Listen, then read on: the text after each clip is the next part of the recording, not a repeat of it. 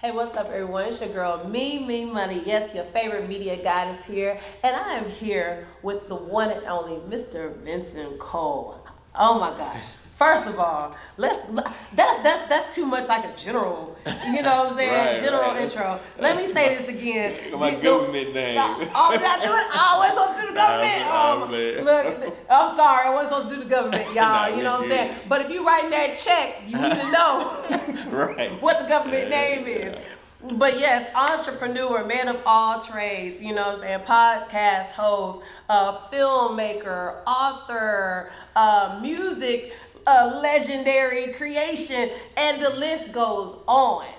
So let's start with this, because I did mess up. So my bad, okay? My bad. I got your government name. But that's not the only name we know you by, though. No, not at all. We know you by more names than that. So let's go down the list. Let's talk about it. Talk about it. All right. Col Blac. Okay. All right. Now, Col Blac, that's my artist name. Mm-hmm. And that name really is the essence of life, right? Mm-hmm. That it represents the triple stage darkness in which the creator created himself out of. So it's an essence, because everything comes from the dark into the light. So that's basically what Col Blac represents. So we got Col Blac. That's right. All right. We got, I've heard people call you Mr. Cole. I guess it's out of respect, you know, Southern hospitality. And we do this in H-Town. We do this in Houston, the Southern roots. And then we also have Vincent Cole Muhammad. Right. And that's due to the author of this book, Consequence. Go get it, Amazon, e-books, wherever books are. You can get the book. Definitely. Consequence, and that's where that came from. Actually, and this is when I started getting knowledge of self. And I started saying, man, we got to clean up what we mess up. And so I wanted to give back my experiences in life, but give back to the community. Because you know how people say, yeah, you doing all that talking, or write a book about it. Well, bam, that part. I got a book right about here. But we're going to talk about this. We're going to dip into this book in just a minute, but we got to bring it all the way back for the people that know you from the earlier standpoints of your life when you were in the music industry, right? All right, so let's talk about that. You had your mixtape going on. You was was you one of the ones that was in the trunks back then and just selling your mixtapes in the gas stations and the malls and no. Okay, what? That wasn't me. That wasn't you? Nah, okay, that wasn't you know, in Houston but we do that. Okay. No, that was money. Okay. Yeah. Let me break this down, right? All right, let's go. Let's get it. So my people from Duval County, Jacksonville, would come to Houston, right? Deal with it. And we was talking, and I said, you know what, man, I'm gonna put an album together, right? Okay. And he was like, all right, bro. He said, Black, if you put an album together, I'm gonna jump on. That's Weezer D from Duval County. I said, okay, bet, right? So I called my boy Richard Bearfield up, whose wife was in entertainment attorney. I said, I want to put an album together. Okay. Just so happened, Bernie Shaturo left Jive Records and started their record label, or a studio here in Houston, right?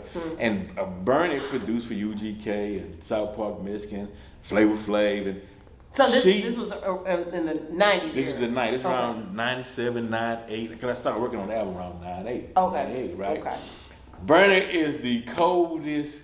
She is the coldest music producer that came out of H-Town. She's a female, right? Okay. She did Shout every out. track on Gangsta Blues. Right? Okay. Yeah, she did every track on Gangsta Blues. And the funny part about it was, when I went in there, she said, okay, well, go in the booth and how many tracks you want, right? Yeah.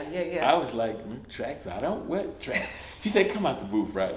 She said, okay, well, where you forward, where your raps at, right? I was like, she gave my first pen and pad, right? She said, so do you like to write to the beat? I said, okay. She said, well, what do you want to do? How many songs you want? I said, well, I do 8 songs. She said, that's an EP. I didn't know what EP was, right? And she said, well, it's going to cost this much, right? So I went in my pocket and I gave her the money, right? And she was like, okay, well, let's get started, right? Let's get it. She said, so give me an example of a beat you want, right? So I was like, boom, boom, boom, bam. Boom, wait. Boom, and she took that. That's what you did. What I did. Out of your mouth. Out of my mouth on the spot. Oh my God. Okay, let's Bernie get it. took that Boom, and did Ride. And did that song right after that. Just like that. And I'm looking at me, y'all was gleaming. The elbows glass and the shoes got me leaning. That part. For the cash, the money and all.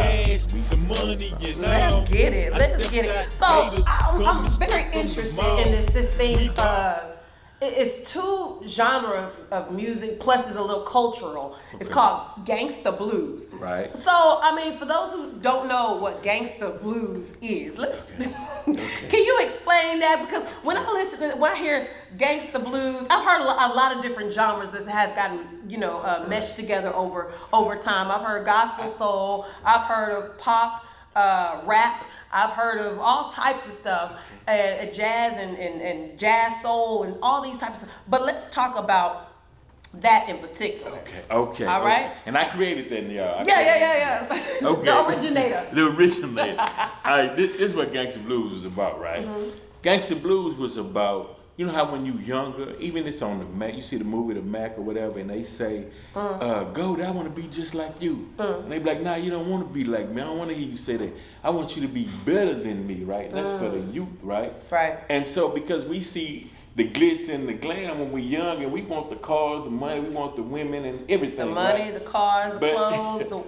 You said women. The women. But that's not what they say. Money, cars, clothes, and what else? What rounds of clothes? But back then on the record, I'm saying, but I feel you. So, and I was like, nobody told you about that downturn when the other side hit, when the problems come. You right? Right. And so that's what our Gangsta Blues come about, letting the world and youth know, it's two sides of it.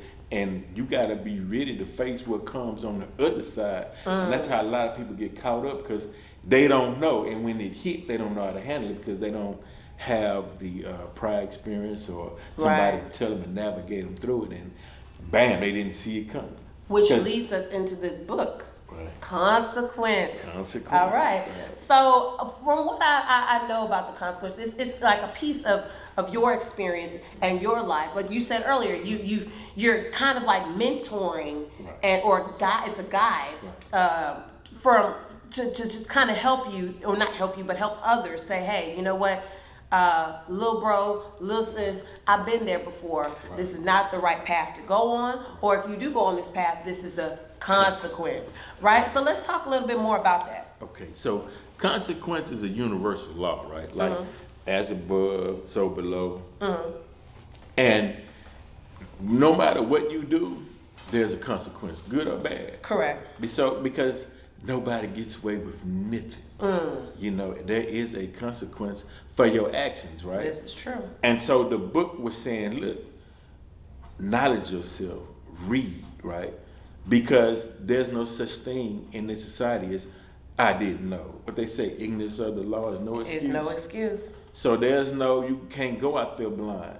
And if you understand that and you willing to say, hey, I'm going to take whatever come my way, then that way you can't be blaming folks because you made that choice, because we live and die by our choices and decisions. Correct. And so the book is saying, and I'm talking some of my life experiences in the book to show that I know what I'm talking about, right? But the thing is within our community sometimes there's nobody that will tell you, hey, like when I was coming up, when we young in front of the liquor store trying to get somebody to buy us some beer, it was always the old person that said, man, don't buy them folks, y'all go home, right? Right. You don't have it too much no more. Instead, they got the older person. Matter of fact, let's tell it like it is. Right. The young folks will pay the old folks a little something extra to get them the liquor that they desire. And that old folk glad to walk in there and get that money, right? Right, a little something, or maybe we got now Cash App these days, so you can't see the. Right. Y'all think I didn't know, but anyway, it ain't about me. Right. But so as far as that goes, like, what can you share some of the experiences that you've had in your younger days, or even now, that you had to pay the consequences for, or you had to learn, hey, that's fire right there. It's gonna burn you if you touch it. It's hot. Look, pivot. It's one incident where nice looking lady, right, had two boys, and it's always the women, ain't it? It's always the men and the women. Look, this back in the day. Okay, she first started getting on the dough. I didn't know why or whatever, but it's about the money. Yeah. But as time progressed, I started seeing her looks change. That hard look was on her, right? Right. And one day, I stuck my hand through the gate, to give her what she asked for, and I happened to look down at her son. And the look he had in his eyes was like, man, my mom, he didn't know how to express it, but he knew something was wrong. Right. And he looking at me like I'm the problem.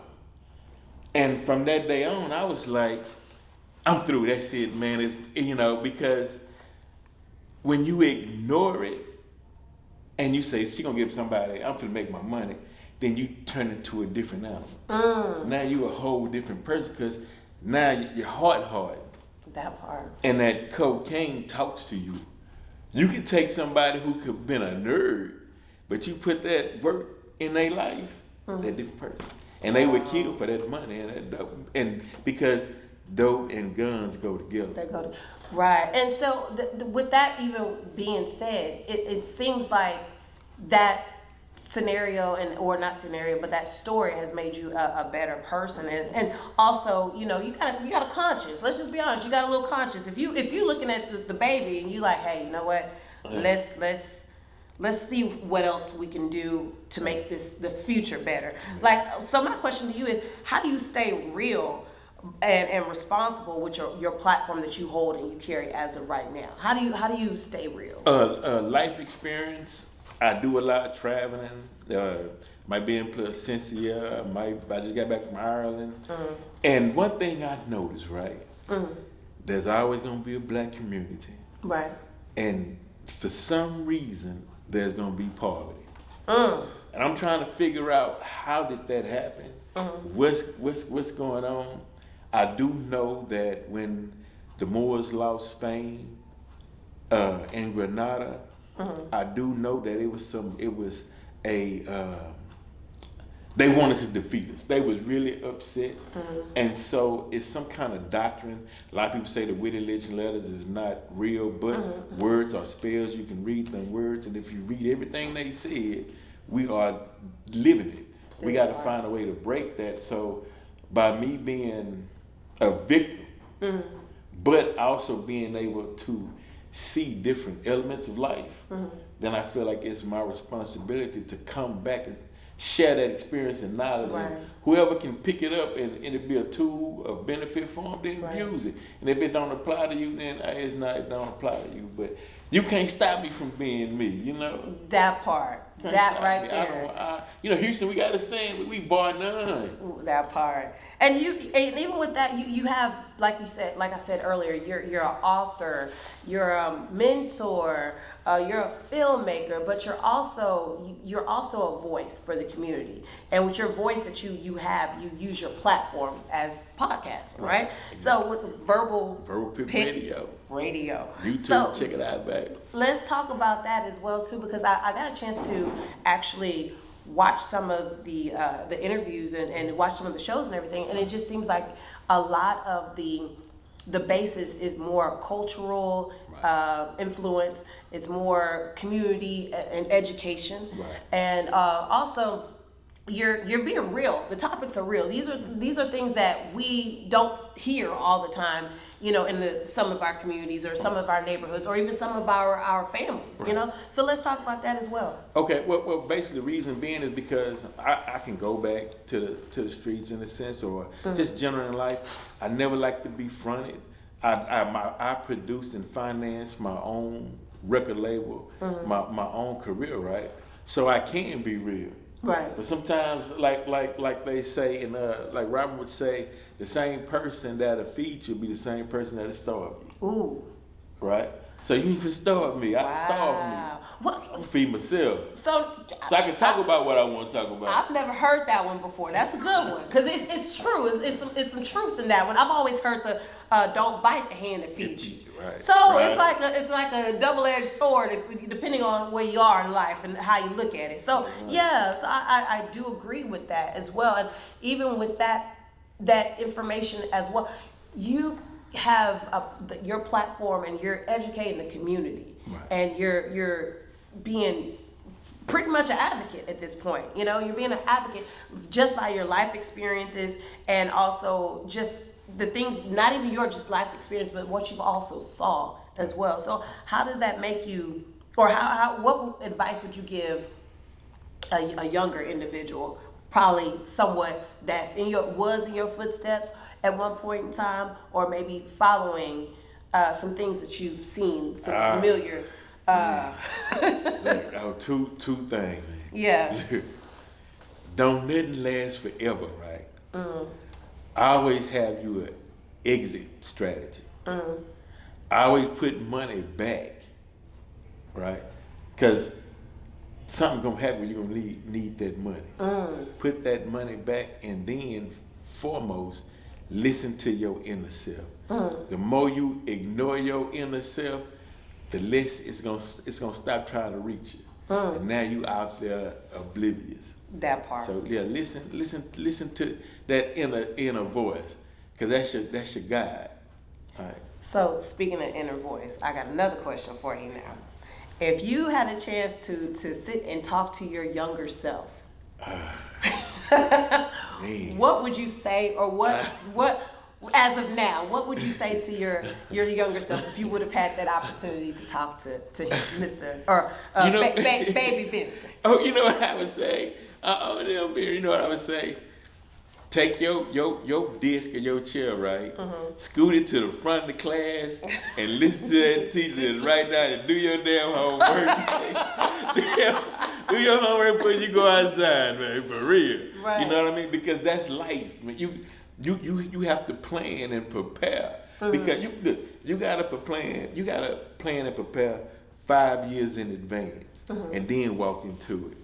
If you don't plan and prepare, that time roll by so fast and you're gonna be looking crazy. Man, I'm telling you. And that's just pretty much just sums it up. As far as consequences, there are they say for every action there's a reaction. There may be a consequence, perhaps, or whatever. We all have our life stories. We all have our testimonies. Some bigger than the others. Some smaller than the others. I know I got a story. I need to actually get with you about a book right now. But for right now, I'm gonna use my platform for my voice as well too. I got a question though. Yes, sir. You got a question for me? I got a question for you. Oh man. Right. All right, the roles have reversed. Just a quick question. Do you think that karma is real? I do think karma is real.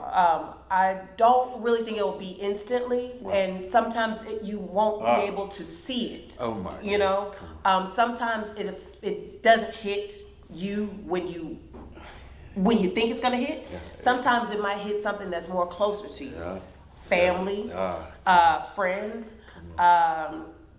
anything. You know, it could be materialistic, but I do believe that if a bad seed is sown purposely, it will come back around. What goes up must come down.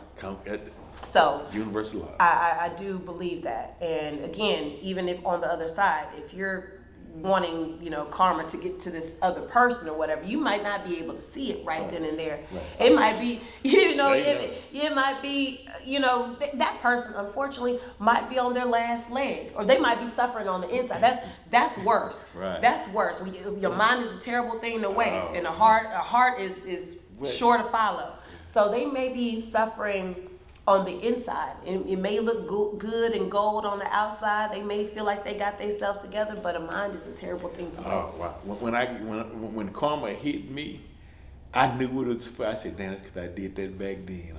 But then I was like, okay, we're good. My slate clean, though. I paid for it, all right. Let me move on, Right. I gotta get it. Because peace, when you discover peace, it's nothing like it.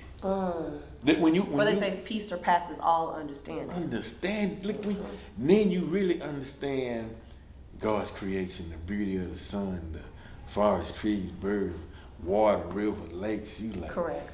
We take it in and like, wow, this is nice. But when you caught up in it, you don't see nothing. You don't see nothing. But one thing.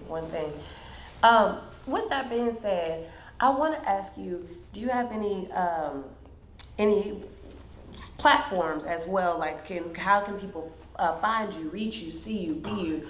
You do have your podcast as well too. I've heard, a bird told me that there's some shift changes and rearranges, some good opportunities coming as far as that goes. So let's talk about that. I'm sorry, I heard it through the grapevine, so it's my reason to report it. I gotta say it. Right. So, and I appreciate you. we're going international in 2026. I want to connect the Black nation, America, Black nation Africa, Black nation in the Caribbean, Black nation in the UK. So we traveling doing shows in 2026, showing our commonality, right? And so that's what's coming about. But and the funny part about it is, I don't want to be famous. See, you're the only one I would do. I'm not doing no more. This is exclusive. I'm not doing interviews with nobody else. We're doing it just so the world can know. Because there's someone that is listening or watching or tuning in that is going to hear what you had, your testimony, your story, and hopefully they don't have to run into consequences. You understand what I'm saying? Right. And things of that nature as well too.